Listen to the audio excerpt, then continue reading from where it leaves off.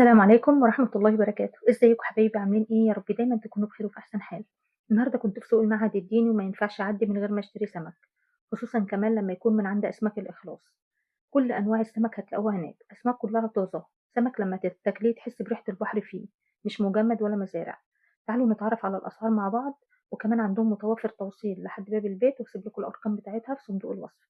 حطوا لايك للفيديو واشتركوا في القناة وفعلوا زر الجرس على كلمة الكل عشان كل ما انزل فيديو يوصلكوا كل جديد، وقولوا لي حابين ايه الجولة الجاية. يلا نبدأ جولتنا على بركة الله. بصوا يا جماعه البرطمان ده يعمل 300. ده على فكره مش مثلج ولا اي حاجه، ده بلدي، والكبير منه يعمل 400. ما شاء الله عنده برضه فيليه حلو قوي. يعمل برضه الفيليه قلت لي بكام؟ ب 400. 400 جنيه برضه. الفيليه ب 360. 360 يا جماعه برضه. الفيليه 260. مرجان بلدي ما شاء الله، حلوه حلوه ما شاء الله عليك. بجد يعني تاكل حاجه وانتم مغمضين. ده كيلو منه يعمل 160 جنيه. كده حلو حبيبي. هيجي معاك لوحدك. وبرضه عنده كابوريا ما شاء الله.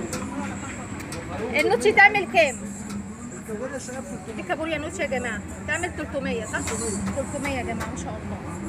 دي على فكره نوتش كلها مبطرخه ما شاء الله. ما شاء الله حلوه. بص الجمبري الكبير ده يعمل 700.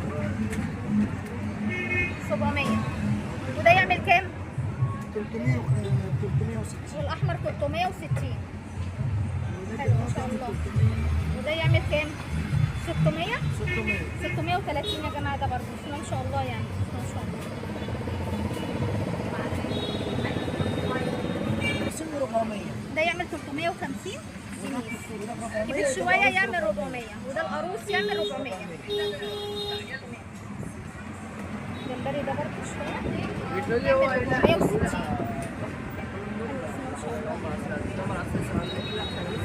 الكابوريا دي بتعمل كام؟ 260.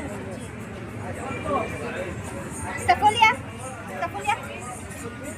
استافوليا 300 و400. مع السبيت يعمل 350. ده الطبار يا جماعه. ده الطبار ده يتعمل سنجاري صواني كده، لكن ما يتعملش في سيخ. لو اتعمل في سيخ ده ينشف معاكم. ده يعمل 160. تمام. البولتشي بسم الله ما شاء الله 85. مكتني 2. اللهم بارك ما شاء الله حلو قوي. بس 85.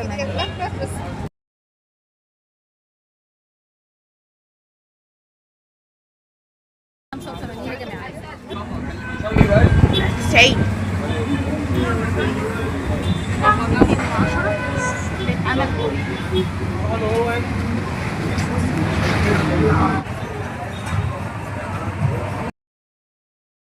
عندهم شوي، عندهم طواجن، عندهم سنجاري، كل اللي انتوا عايزينه. ده الارقام بتاعتهم اللي حابب يتواصل معاهم. برضو عندهم اونلاين، كل حاجه انتوا عاوزينها تطلبوها، وكل حاجه متوفره عندهم. اسماك طازه، مفيش حاجه متلجه عندهم، كلهم ما شاء الله معروفين.